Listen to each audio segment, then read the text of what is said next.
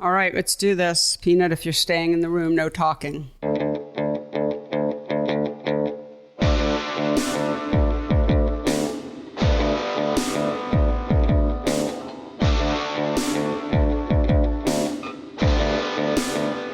Hello, and welcome to the PhotoWork podcast, the talky and touchy-feely version of my book, PhotoWork, 40 Photographers on Process and Practice.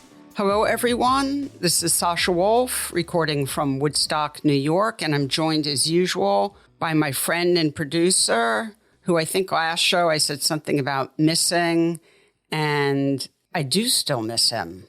Yeah, and we haven't gotten together. I know. I know. I feel very sad about that. That's on me. Well, I don't know if it's on you, but anyway, we've got to rectify because you're my guy. And I haven't seen you in a while. So anyway, let me introduce you, without further ado, the great man himself, Mr. Michael Chauvin Dalton. Hello, Michael. Hi there. How are you? Well, I'm doing okay, but I did get an interesting message from you about a trip to the hospital. So I wanted to ask how you were doing. Yeah. My reaction to the election. The day after election day, my body rebelled. It was very strange. I was outside up here in Woodstock, and I was walking from my wood shop back into my house, and I felt what can only be described as a feeling in my right knee, like a rubber band breaking. It's funny because I keep saying I heard, and I don't think I could have possibly heard it, but the feeling is so intense that I felt like I heard it. Yeah, anyway. Right, yeah. Something breaking. I've heard people use the word pop or snap. I mean, to me, it was just a straight up, something in my knee just broke. Oh, man. And I hit the ground and I could not catch my breath. It was so unbelievably painful. And, just laid out on the ground for a while, couldn't move, and had to call my aunt, who came and got me and helped me inside the house. So, but in typical style for American healthcare, I actually have not been able to get an MRI yet. Yeah, it's just, I won't get into the ridiculousness of it, but it's like, it's part satirical, part dystopic, and part just complete ridiculousness. But I have spoken with my orthopedist. I do not have good knees, I will confess, but I probably just tore my meniscus. Hopefully I didn't tear your ACL? Yeah, or the PCL. It's in the back of my knee. Anyway, it's been a few days on crutches and very annoying. I'm someone who likes to be doing things all the time, and I've just been completely laid up. Can't really walk. That sounds all awful, including, not being able to just get your health care right away. That seems critical. It's really just, it's really been a satire of no one wanting to take responsibility for authorization because MRIs are expensive. And I have really good health care, but anyway. I know what we call really good health care. I think the bar keeps getting lower because I too feel like I have really good health care, but I'm constantly calling my insurance company over visits with my, doctor visits and dental visits and everything else. But that's what qualifies as really good healthcare. Yeah. Yeah. Yep. No, that you even have health insurance that will cover an MRI feels like lucky. Yes, I feel blessed. However, I can't actually seem to get the MRI, but I'm sure I will win out eventually. But it's just, Of course, Taylor and I were keeping track of how you're doing. I know. Yep. Thanks to you both. Anyway, all is, in the scheme of things, okay. And as my mom would have said, this too shall pass. Anyway, wacky and disturbing week. Yes, but absolutely. We are soldiering on. And so maybe a word from our sponsors first, and then we'll get into the episode. Yeah, let's do that. Let's talk about something good in the world right now. Picture House, our wonderful sponsor. Of course, I went to the Matthew Genetempo talk last week, and that was fantastic. How was that? Oh, it was so good. It was so good. And, there is a lovely reunion when I go there now because there are some great regulars who come to those events. And it feels more and more like a friend reunion now when I go to Picture House. That's the photo community. I mean, that's what I love so much. Yep. And, of course, Matthew was fantastic. But, we're getting close to the holidays, and I don't think we've ever mentioned that Picture House, the Small Darkroom, offers the gift of photography, as they put it. And these are gift certificates that are available. And if you visit phtsdr.com, you can get their phone number, get their email, and you can reach out to them for a gift certificate. Or, of course, you could go visit them at 437 West 16th Street on the 3rd floor in Manhattan. So that would make some photographers, I'm sure, very happy. Very happy, gift certificate, to Picture House. That's the gift certificate the photo people in your life actually really want. So. Yeah, that's right. Not some generic card. Yeah. This actually has some thought behind it. Yeah. Not that I haven't given very generic nice. I have to. There's always someone. All right. Oh, boy. So let's talk about the episode. For me, This was very meaningful. Our guest was Melissa Catanese, who I've known for a really long time. And we sort of touch on it really briefly. But I gave Melissa, I think, her first show in New York in 2000. It was probably 2008. And just such an incredibly lovely person. And I don't get to see her and her partner, Ed Pinar, wonderful photographer also and publisher. I don't get to see them enough. I'm always so thrilled when I do. It's usually at some book fair because they publish. But it was just so wonderful to get to, I think I said this in the episode, like sometimes when we record the podcasts, I feel like when I get to talk to someone who I know who's just a super busy person and I'm very busy and I don't get to talk to them very often, it's really just like an opportunity to get to spend time with someone I really care about. And that was definitely the case for me with this episode. Anyway, that is clearly in the episode. Melissa is such a lovely person. Oh my gosh. There's great love great love expressed between the two of you in this episode. It is really like, this is sort of a long way. Yeah. Yeah. This is sort of like just listening in on the two of you at a coffee shop. Yeah. Talking to each other. Yeah. Really catching up. The other part of this episode, I don't think this is really a trigger warning or anything, but the book you talk about, The Lottery, does examine the role of populism and rhetoric and discord in our politics. Yeah. And it was just a strange coincidence that, you're talking about this book in a week where I think a lot of people are feeling some anxiety, for sure. Including us. Yeah, talking about Melissa's latest book. It's actually not her latest. It's the second to her latest book. That's right. That's right. Grammatical train wreck. But anyway, you get the idea.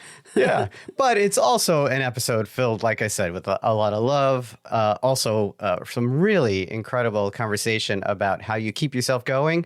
Melissa's whole life in photography has involved figuring out ways to support herself creatively, and then with Ed Pinar, figuring out how they can both support each other creatively. All along the way, they're promoting other artists, other photographers, and all with the goal of just figuring out how to keep making work. And she still has incredible enthusiasm for it all. I love the way the episode ends on her latest sort of practices and processes on carbon printing. It's so exciting that I want to do it. Although I know. Cynthia, my wife, would kill me. But and you will hear why at the end of the episode. But even from the very beginning, when Melissa was in grad school, she talks about the way her grad school friends and she would throw their photos into a kind of a bowl and pretend they were someone else's. And so they would free themselves from any kind of ego or authorship and really just have this very untethered conversation about them, which I think was just fantastic. I think that's something I would want to do now. Yeah, no, it's really interesting practice. And I mean, that's, a big part of why I wanted to have Melissa on, not just to talk about her new work or whatever, but also talk about the way she's lived her life as an artist and made it work for her. Because I get this question a lot from particularly young artists, when I deliver the news, the doom and gloom of how hard it is to sell work. Yeah. People want to know, well, how do you, what am I supposed to do? How do I make a living? And there's a lot of answers to that question, a lot of possible paths to go down. But I think Ed and Melissa, individually and together, have really put together a really interesting practice that has supported them. And it's just something that I wanted people to hear about. So, and constantly evolving right through today. Constantly evolving. Yeah, exactly. Yeah. Well, why don't we get to it? Michael, thank you so much for being with me this morning, as usual. Yeah. And feel better. Yeah, hopefully you get your MRI soon. Yeah. Yes, and we have some great episodes coming up, but we'll start with today. Michael, if you don't mind, please take it away. My pleasure, and here is your conversation with Melissa Catanese.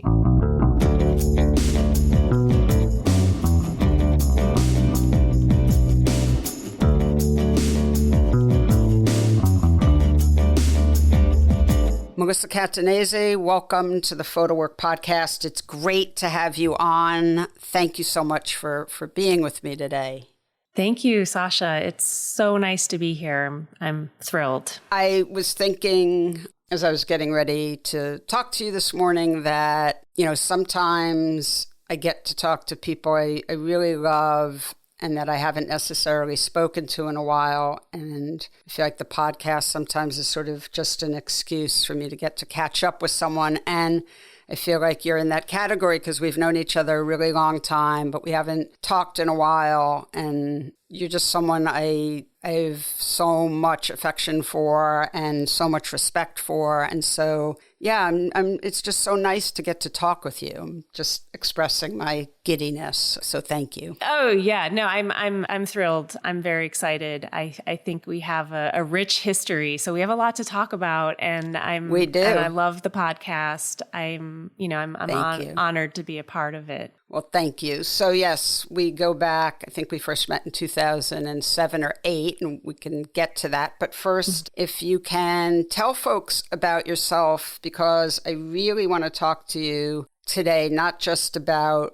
your artistic practice, although I think your whole life is part of your artistic practice, of course, but not just about the work you make and the books you make as a photographer and an editor, but also as I really want to talk to you about the way you live as an artist, because I think that you've really have put something together that is very special, and I really want the people who listen to the podcast to hear about it, because it's so hard to figure out how to live as an artist. But anyway, please tell folks about yourself and where you're from and where you are now and all that good stuff. Okay. Yeah. I guess I probably should go back, right, to my Go back. My Start origin. at the beginning. Where were you born? All right. So I was born in Ohio. I grew up in the east suburbs of Cleveland.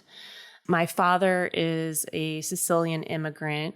My mother has a large Irish Catholic family. So I grew up surrounded by a lot of chaos and lots of chaos. And at a really young age, I started to develop migraines. I remember spending a lot of time alone in my darkened room with cold compresses on my head, listening to, the dramas unfold downstairs. Wow. And I was labeled a black sheep at a really early age when I was very young. Mm-hmm. I was told by my parents and my siblings that I was left on the doorstep by gypsies. Oh, gosh. Thanks a lot. I know, right? I know. So at a really young age, I felt like an outsider, so I was always... I was a really ill-adjusted child, ill-adjusted adolescent. I transferred all the makings for an artist. Yeah, exactly. So I think it's a common origin story, really. I was, in high school, I transferred after my freshman year, which didn't help the situation because I was, I didn't really feel like I ever had a cohort. Mm-hmm. And in high school, photography really comforted me, right? The darkroom. I was lucky enough to go to a high school that had an arts building. Wow. And so it was unusual. I really loved that it was removed from that prison-like architecture of, the schools around Cleveland. And I was able to like get away from that. I would spend my lunches in the darkroom with my photography teacher. I didn't have many friends. I was kind of a loner. I felt like being in the darkroom was like bringing me back to that darkened room as a child with the cold compresses on my head. Like it was kind of comforting, but also familiar. Yeah. And my teacher became like a very maternal figure for me. I would visit her in her house in the east suburbs of Cleveland. She had this amazing porch that was like full of ivy. It was like this green secret garden. And then when I went to college, photography became a way for me to mediate my experience, right? So like in high school, it was more like the act, the process was comforting. Photography in college became a way for me to kind of confront my personal experience, to mediate my experience with my family. So I was making like a lot of family photographs inspired by like Diane Arbus and, that was big for me. And then I took some time off after college and ended up at Cranbrook in Michigan, where I met my partner, Ed. And that's I think where I really kind of came into my own with photography. Like it was less about kind of, I don't know, it felt like the experience at Cranbrook was almost like being on a monastery.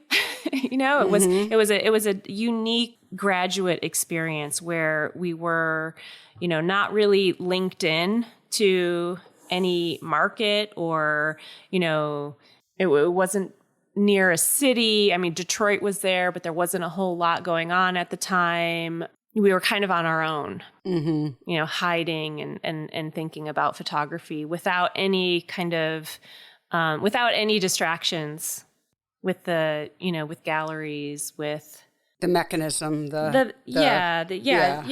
we weren't, I don't know. Cranbrook was a really unique experience. I could talk about Cranbrook for a while. I mean, it was like 300 acres of cultivated land filled with sculpture and gardens. And, it was very experiential.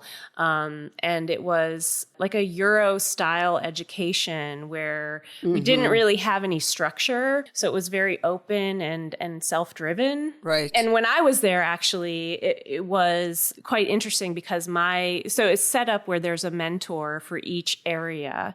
And when I started, our mentor had a bicycle accident and was in a coma.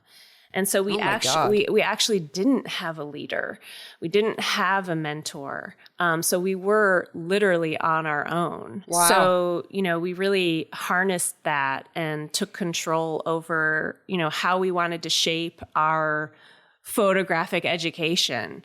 So that became really special for us because we, and I'm saying us, I'm saying like Ed and I became very close there through the experience of building the experience, our graduate experience together. We were inviting people like, Karen Irvine and Charlotte Cotton and J&L Books and Todd Heido and, people that we wanted to have as visitors. We were inviting them. That's a good group. It was an amazing group. We planned a trip to Dusseldorf. So we met with Thomas Roof and we did all of this crazy stuff that we did. That's amazing. We had this agency that was, kind of unbelievable and it was empowering, And so I think that to your point of, leading this life, that I think that was formative where,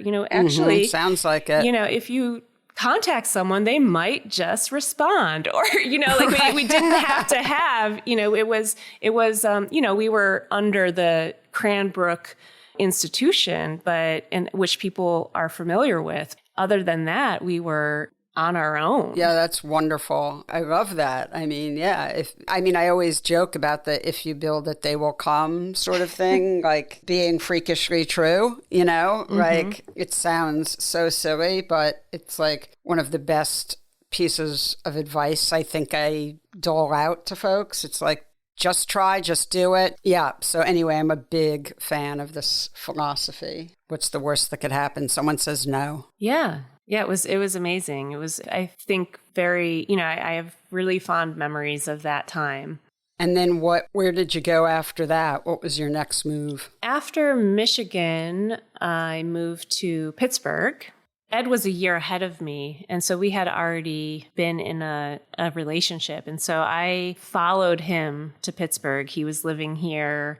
I followed him. We wanted to eventually move to Chicago, but that plan fell through, and we stayed in Pittsburgh for, I don't know, like a year and a half. And I started teaching at the Art Institute of Pittsburgh. And from Pittsburgh, we got an opportunity to, one of our friends was subletting their apartment in the West Village. It was like a rent-controlled apartment. We never really, we didn't want to move to New York. Well, maybe that's not true. We never thought we would be able to move to New York, right? We didn't think it was possible without, confirmation of employment and a trust fund and, all of these things that we didn't have.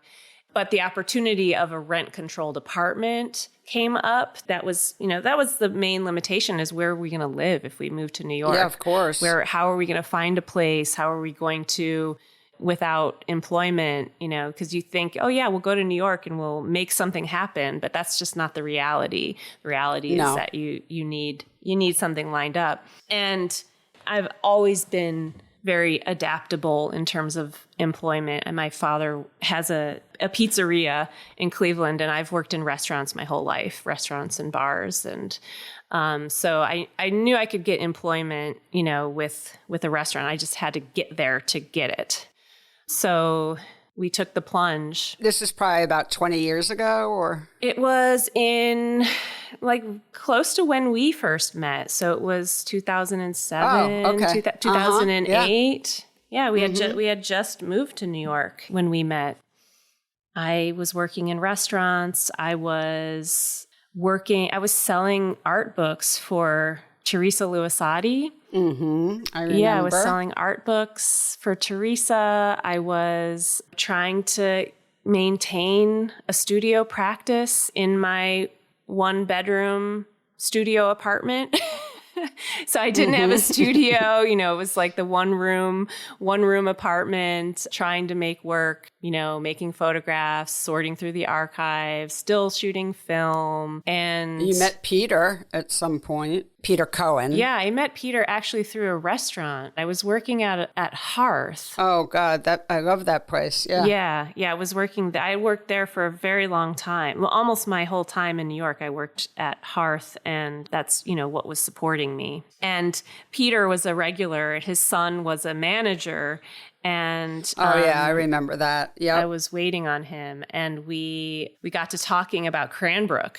And so Peter had some relationships with Cranbrook as well. So that, at that point he was like, oh my gosh, you have to come to my place. You have to see my collection. I'd love to have you over. We became kind of fast friends. And let's tell folks who Peter is. Peter has played a really interesting role in your subsequent artistic life. My sense is you would have been doing what you were doing regardless, but Peter has made that, certainly provided a nice pathway. So anyway, why don't you tell folks who Peter is? Yeah, Peter Cohen is many things. Yeah, he's a collector. He collects snapshots. So he's a snapshot collector. He's one of a few snapshot collectors in the U.S. that has a collection that is, I would say at this point, probably 100,000 snapshot images that are stored away into boxes in his tiny Greenwich Village apartment into various categories. So he's a collector. He's been collecting snapshot photography for probably 30 plus years now. And it's a really renowned collection. It is a very renowned collection, yeah. And what makes his collection unique from other snapshot collectors in the U.S. is that it's like very broad. It's like all encompassing. Mm-hmm. He collects everything. He has a thirst for images, and also a real interest in history. So he was a history teacher. He was a principal. He has a very kind of rich background. And he also collects art as well. So he has a big pop art collection and photography and works on paper. But I think he realized that his kids weren't interested in being the stewards of his collection at one point. So he's always had, since I've known him, he's always had someone kind of like an assistant who helps him edit and organize his collection into categories. He's constantly getting new images from like eBay and dealers. I mean, he used to go to flea markets.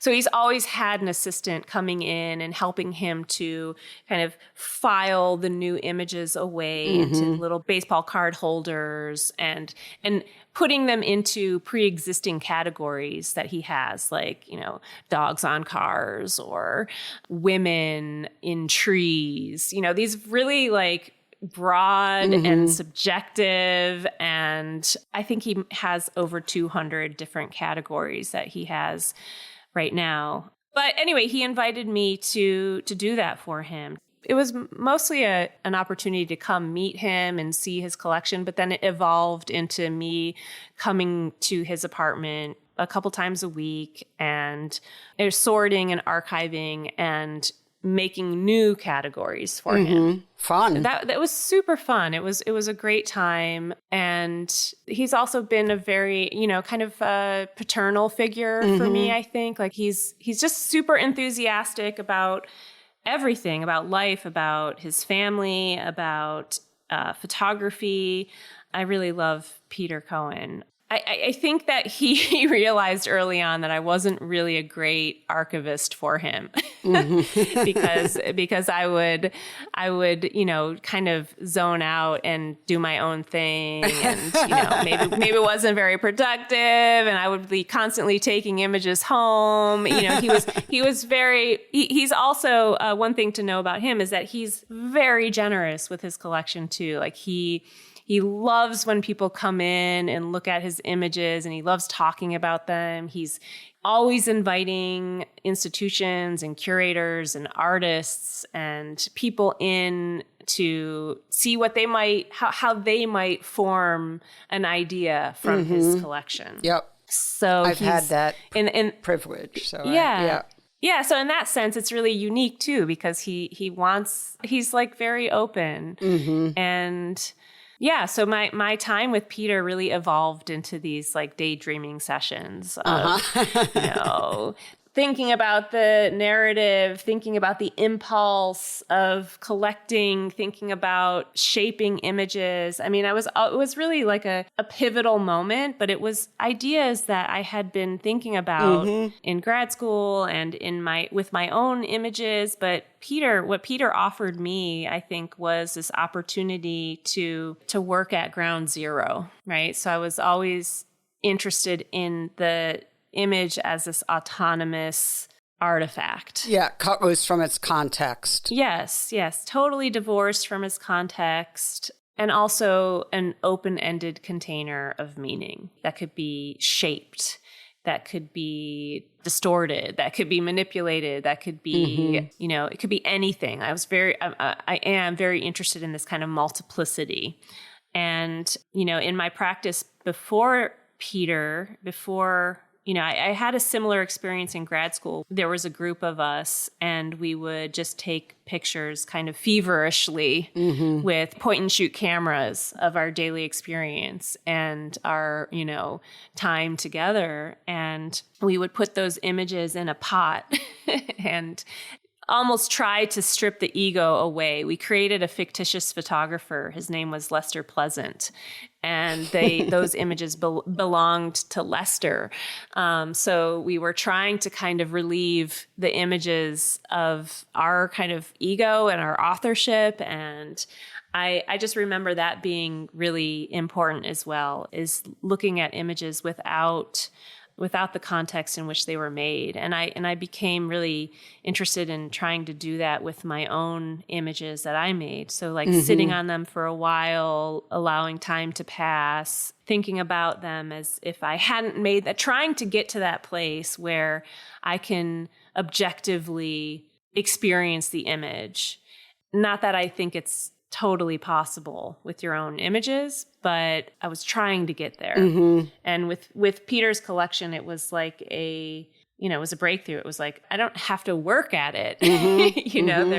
I'm already there. I was never interested. And I still continue to be I have very little interest in the who, what, where, and when of an image, and more interested in its potential, as raw material. So that puts you in a really not lonely space, but definitely not heavily populated. And I think in some ways that served you really well. I mean, I feel like you're one of the best known artists working in this space. We think of Larry Sultan and Mike Mandel's book, Evidence, as sort of, and I'm not going to get too into what that is, people can look it up, but as a sort of one of the early, very sort of successful books of this kind. It's this philosophy. It's a philosophy, really, an artistic philosophy of taking work that exists, vernacular photographs, anonymous photographs, snapshot photographs, whatever you want to call them. It's all the same thing. And reorganizing them to mean something else. And this is what you've been doing now for many years. When I first met you, you were still sort of at the end of, I think, your more traditional practice. And just for the record, you are a great photographer. Thank you. You are a great traditional photographer. But yeah, you made really a hard turn. And I do understand what you're saying, that this had been brewing for a while. And so for you, I'm sure this didn't feel like a hard turn. It felt much more organic. But you have now spent your career putting together books of vernacular photography to create new meanings. And your newest book is called The Lottery, and it's really incredible. It's disturbing. I was disturbed, really had to grapple with my own associations, as your books in this vein do. You almost feel like it's a Rorschach test, right? Like in the most intense way, So there's two images in the book, for example. There's more than two of people in water, but there are these two that are simultaneous of people in pretty tight close up. And it's unclear whether they're sort of breathing, swimming, and getting a breath of air, or whether they're yelling or drowning, or, it really makes you question your own. So my initial impulse, especially with the second of the two images, was that this was a really bad thing that was unfolding in this picture. And then it that's just an example that I can easily sort of call up. But the whole book makes you question your own associations. Why am I having this association? Why am I thinking it's about this? It could be about that. Anyway, I'm, as usual, talking too much. Can you tell people more about this new book, The Lottery, and of course its connection to the Shirley Jackson, very famous story, and what this is, all about? So I guess I would start by saying that The Lottery could be considered a sequel to my 2012 book, Dive Dark, Dream Slow, which was this kind of hypnotic journey with a similar poetic sequence, right? A similar sequence. Sequence loops through these abandoned clues, right? There's a web of bodies and dreamlike apparitions. And I guess I would start by saying that I think that both books were made in their time, right? So I made the first book during the first term of Barack Obama's presidency. You know, he pledged to end the Iraq and Afghan wars of the Bush era. It was the 10th anniversary of 9/11. Lots of things were happening then, right? Don't Ask, Don't Tell was ended. You know, there was a sense of misplaced optimism, right? That institutional racism and pervasive inequality would fade with the election of a Black president. Obamacare was signed into law. So, and all of this is happening amidst like flooding and tornadoes in Mississippi, dust storms in Arizona, drought in the South. So that came out of this moment. And I think I was kind of drifting through that moment, which gives it this sense of kind of sleepwalking. And I think that The Lottery, even though it just was released in the summer of 2023, you know, I did begin it actively in 2015 during the lead up to the 2016 presidential election, right? So I had one image of a crowd that I was like fixating on and began actively looking for more images. So these are the images that became the nucleus for the project and are a key visual motif. So at that time I was, and I still continue to be, thinking a lot about like mob mentality, the perversion of populism, the dangers of blind acceptance. And then the spectacle that is our contemporary moment, right? Inflamed with political discord, populist rhetoric, and our role in that space.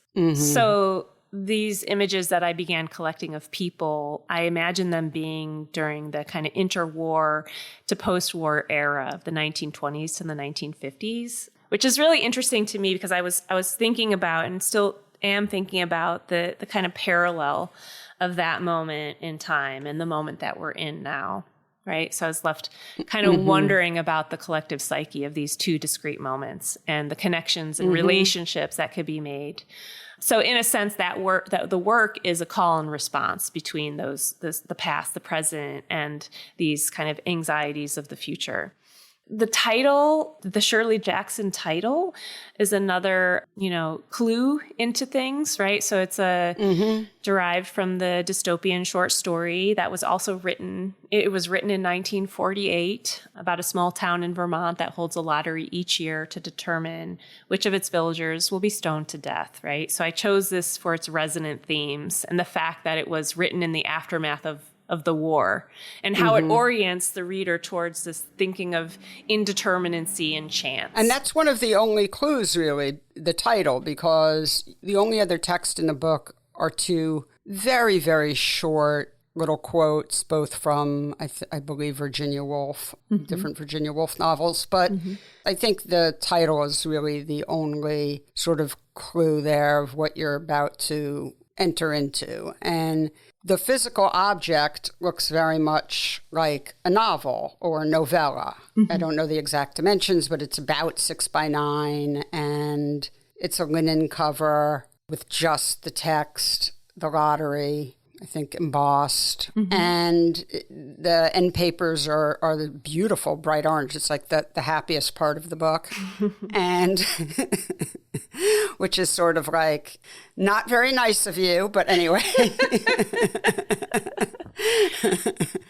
And then you get in, and it's really, really intense experience. I don't find it narrative at all, but I find it one of the most atmospheric visual experiences I've had in a long time. It's mostly black and white, although there are a number of sort of almost garish color pictures, mostly that feel like they are conjuring a sense of nuclear annihilation. It's a combination of vernacular pictures and some cold I know from NASA.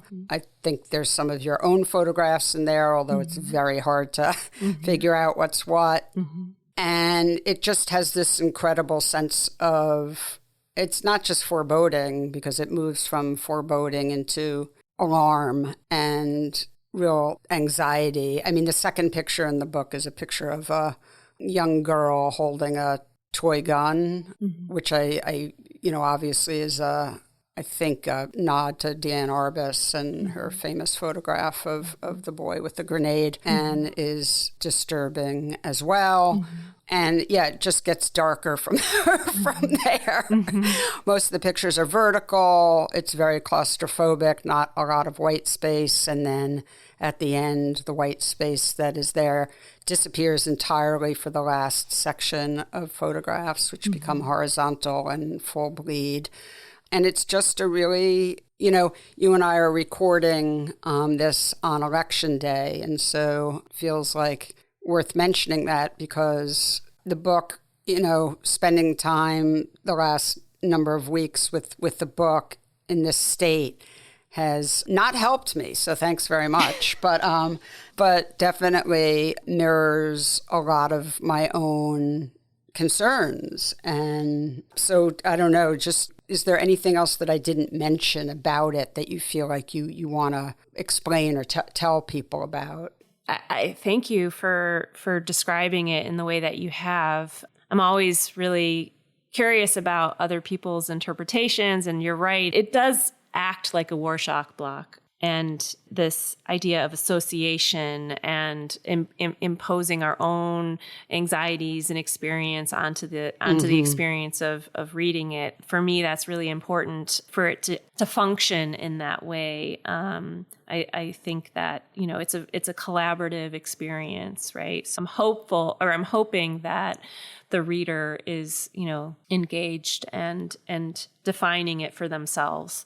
But I'm also directing it quite a bit. And I think that your reading is appropriate. It's funny, because we could see where everyone is on the spectrum of things like the orange end pages. I wanted to kind of emulate that kind of radiating energy of the sun and the kind of nuclear biosphere, catastrophic biosphere wasn't meant to be hopeful. And I mean, I could talk a lot about it, but I feel like the important thing is that it is a time capsule for me, right? And it's as an effort to kind of embody that kind of collective psyche of a particular moment. And that was what I sought out to do. Tell me about that process. I'd love to hear a little bit about the actual, how many pictures are ultimately in the book? Do you know offhand? I think there's like 64. Okay. 60. Yeah. It's a short exact number. Yeah.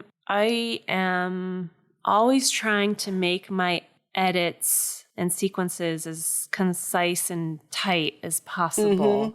And I think actually there might be almost the same amount of images in the lottery as Dive Dark, Dream Slow. It starts with collecting motifs, like visual pillars. So for me, it's seeking out images that I feel could, that have a particular sensation around them. And the crowd was the nucleus for this particular body of work, the images of crowds. Are you working with physical objects or are you working on the computer? Physical objects, yeah. So that's an important part of the process too. I mean, I do work on the computer often, and that's a huge part of my process as well is digital. But I am usually working with physical objects, whether they're found anonymous from Peter's collection, images that I've collected, images that I've made, even I'm printing out and working from work prints. So work prints is a huge part of my process. I really am I can't imagine not working with my hands. I always have stacks of images. And so I usually take the image that I'm interested in, and I'll scan it though. So I'm working from scans of images rather than the actual object. Yeah, that makes sense. If it's an original. So I like to make them all the same size and give them some equality of scale. And that's how I can really kind of let the content become front and center. And are you cropping images when you want everything to be, say, vertical? That's an interesting question. So I'm at the stage of editing, I'm not cropping any images. That usually comes closer to like the design process for me. Mm-hmm. And actually, a lot of the images that are in the lottery, many of them are cropped, which was a decision made by the fabulous person that designed the book, Giulia Boccarosa. Who's an Italian designer. It was my first time ever working with a designer, really, and it was a great collaboration. And she had the idea of making it all the same. I usually, in the past, work a lot with scale and rhythm and kind of like shifting in scale. And her simplifying the template for the book, I think was just a masterful decision in how you experience the work. So many of those images as prints exist as, they're not cropped. So some of the verticals are horizontal, or there's more information in some of the images. And when she made that suggestion, did you know right away, oh my God, this is brilliant for this project? Or were you like, what are you talking about? How dare you suggest such a thing? And then, have an epiphany. No, I mean, I really wanted to be open to working with a designer for this project. I really wanted, I needed someone to help me elevate it. And when they came back, when her and the publisher Tommaso from Witty Books came back with this idea, they co-published it with The Ice Plant, but they came back with this idea for the design, and I instantly loved it. Oh, that's fantastic. Wow, that's great. And I think part of that is also because I'm pretty irreverent when it comes to cropping. I'm not at all... You're not precious. I'm not at all precious about the frame. And, a lot of the anonymous images I use are heavily cropped. Images that I make are heavily cropped. So I'm always kind of shifting that as well. Let's talk about, for the sake of making sure we get this in, because it's really important to me, I want to talk about, you have a new project out called Feverfield, which is really beautiful. But I do really want to hear about the life that you've built with Ed. You guys have a studio, exhibition, bookstore in Pittsburgh called Spaces Corners that I think is quite well known. And I think, that's started after you left New York. But can you talk about this? Because I guess what really struck me in thinking about talking to you today is so often when I talk with young people about, I was just at Bard the other day, and I'm often delivering the message that one of my colleague/friends has described as me being like the Grim Reaper, where I'm explaining to young people how they'll never make a living as an artist. And I don't think it's grim. I think it's the truth, and that it's really wonderful to know the truth, because it really can set you free as an artist to not worry about the market, which is just a terrible, awful thing to have in your head, and to just think about how to make yourself proud and to feel good about what you're dedicating your life to, and to develop a community that you respect and whose respect you earn through your work. And that is my definition of success. And I think knowing that the market is a really difficult place, and that you have to figure out another way of earning a living, to be blunt. And I think that you and Ed have just really done this beautifully, and it's a wonderful model. And I'm not saying everyone can do this, but I just think it's a wonderful example of being creative. Yeah, Spaces Corners is really just the two of us. And we started in October of 2011. Also, it's a funny origin story, and I think I tell this a lot because I think it speaks to the kind of reality of the situation. And so we were living in New York, and I had recently been fired from my job, and I was collecting unemployment. And I knew that I could continue to collect unemployment and barely make it, barely get by in New York, or I could take this opportunity and start to maybe realize some of our dreams. Mm-hmm. So we moved from New York back to Pittsburgh and started Spaces Corners with my unemployment. I love it. So it was really founded on, making your own, thinking of this opportunity as a grant to kind of jumpstart the project. So who says the United States doesn't fund the arts? Exactly, right? I mean, obviously it was a limited period of time, but I was going to either stay in New York and I was working in the book world, right? I was selling books to museum stores and bookshops, selling art books.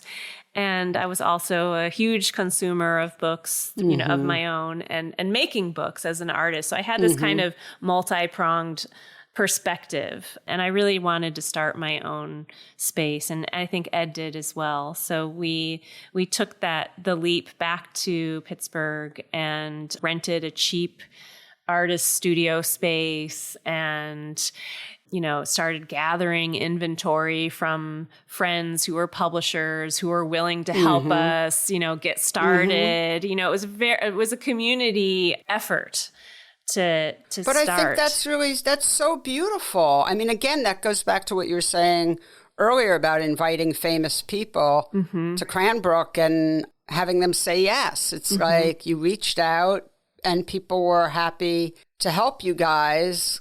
Yeah. Anyway, go on. I just want to underline that because I think it's important. But so beautiful. Yeah, no, so beautiful. And, people in the book world are so amazing and generous and at that time there were very few PhotoBook centered spaces. I think we were the only space between New York and Chicago. At that time, there were very few online retailers. There was PhotoEye. There were even very few blogs on photography. I think Conscientious may have been the one, and a PhotoBook educator maybe. And so I think it was a particular moment in time as well when we started it. And so, I mean, since then it's evolved, right? So we're continuously evolving. Over the course of, since 2011, we've curated exhibitions at places like Transformer Station. We were invited to be the bookshop at ICP Museum with the inaugural show that Charlotte Cotton curated. So we became really kind of known for creating these thematic curated bookshops. So our idea with Spaces Corners from the beginning was we always wanted it to be playful. We wanted it to be playful. We wanted to kind of emulate the experience of pre-digital days of going into a bookshop or going into a video store and encountering like genres of books, genres of videos. So we would categorize our books into themes, right? Like psychological thrillers and social studies and like very, very playful, but also trying to represent the kind of contemporary zeitgeist, right? The important themes that we felt were emerging through the photo book. And I think we're always very excited and jazzed about collaborating with other institutions and spaces, right? We've had outposts at the Carnegie Museum of Art. We've curated books with the Carnegie Museum, with Silver Eye Center for Photography, with the Philadelphia Photo Art Center.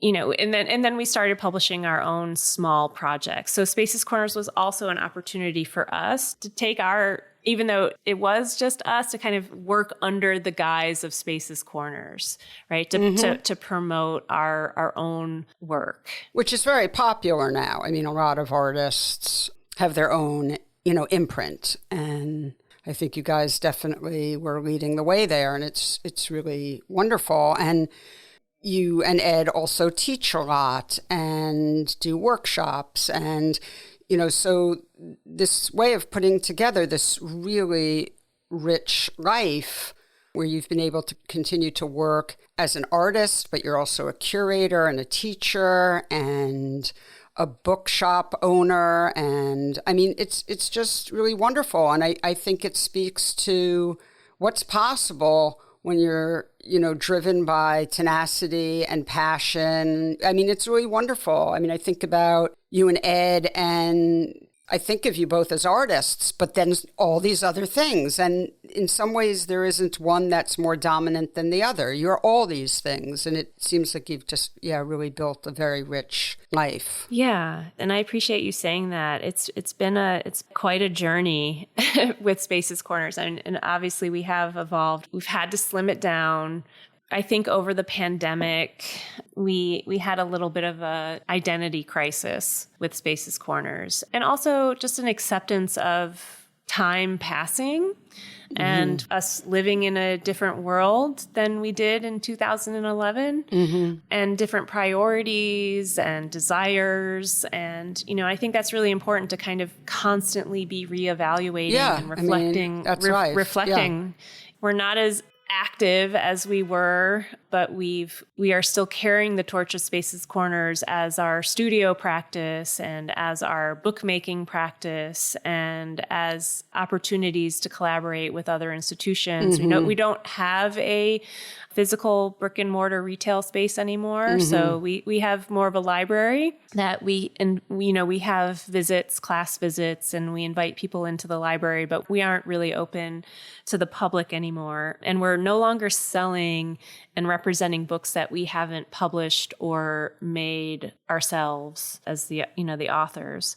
So it feels like a constant work in progress and ever evolving idea, right? So I think of Spaces Corners as more of an idea than a thing.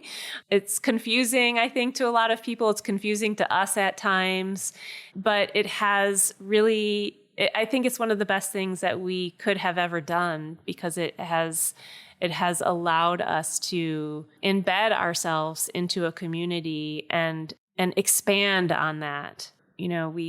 We traveled around the entire region, going to fairs and introducing photography books to people, and when they weren't as accessible as they are now. And that felt like an important role, an important part of the big picture. But I think it's very important for one to be nimble in their thinking about these things that we create. And, it's like you have something that's really important to you, and, how it gets transmitted can change, right? But I mean, I know that I, for many, many years, had a gallery in New York City, a physical space. And when you and I first met, I was in Tribeca, then I moved to Chelsea, then I wound up on the Lower East Side. And then I just decided that having a physical space wasn't what I wanted anymore. And I still am an art dealer, and I still have Sasha Wolf projects. And,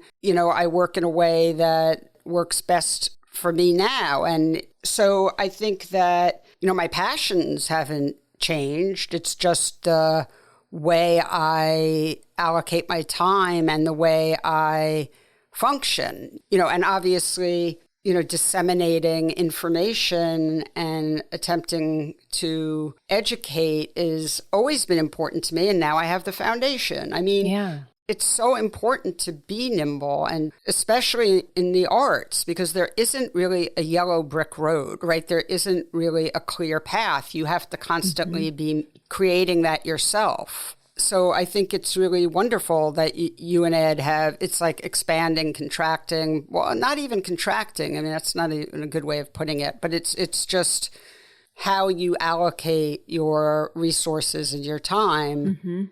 And certainly, the last few years have been very challenging. And so many folks have needed to do that. Yeah. So what's on the front burner of what you're working on? It's funny that you asked, Sasha. Another departure. So during the pandemic, I built a darkroom. Oh, wow. So I built a darkroom in the basement and have been, kind of spending a lot of time there and spending a lot of time with my hands making pictures and experimenting with different printing processes. Oh, how fun. Yeah. So I just published a small artist book that is a, non-traditional catalog for an exhibition that I'm in at the Carnegie Museum of Art. And it's called Fever Field. And it does recycle images from the lottery. And, I see it as part of that project, like a micro channel into that project, definitely on the more optimistic and generative side of the story. Definitely. Yeah. So I'm just coming out of that. And during that process of creating that installation, I was experimenting with cyanotype printing and carbon printing. So over the pandemic, I began obsessing over carbon printing and this process. I was, watching the Richard Benson videos from, the printed picture and listening to him talk about all of these processes. And somehow carbon kind of rose to the surface as like a challenge, right? As like, because like life isn't hard enough. Why don't we try to do one of the most difficult processes? Yeah. So I felt challenged to do it. And also I was working on cyanotypes and thinking about the cyanotype as this kind of generative alchemic process, working with the California poppy as a motif and thinking about grief and oxygen and life. And at the same time, because I'm really interested in like the beauty and violence at the same time, coexisting. And so carbon became the antithesis of the cyanotype process for me, this like highly toxic process, and just really seduced by the whole trying not to blow up the house performative process of it, really, like you create like a molten pot of gelatin, and then it's heavily pigmented, and then you coat it on a sheet of paper, and it's like this gasoline, right? It looks like motor oil. And then it's a transfer process that is highly susceptible to every issue imaginable. And so, I'm still working on carbon prints, but so I've been experimenting with different printing processes. So carbon being the one I'm spending my most time on right now. Well, I can't wait to see that. Yeah. So I'm there's part of the process where you make the emulsion and you coat the emulsion onto Yupo, which is like this synthetic substrate. And then you sensitize the emulsion with dichromate, and then you expose it. So it's a contact print only. It's not an enlarger base. So you're making a contact. So you sensitize and you expose, and then you transfer to another substrate. And when you pull the Yupo off of the final substrate, if you're doing a single transfer process, you're left with whatever gelatin didn't, I guess, harden in the process.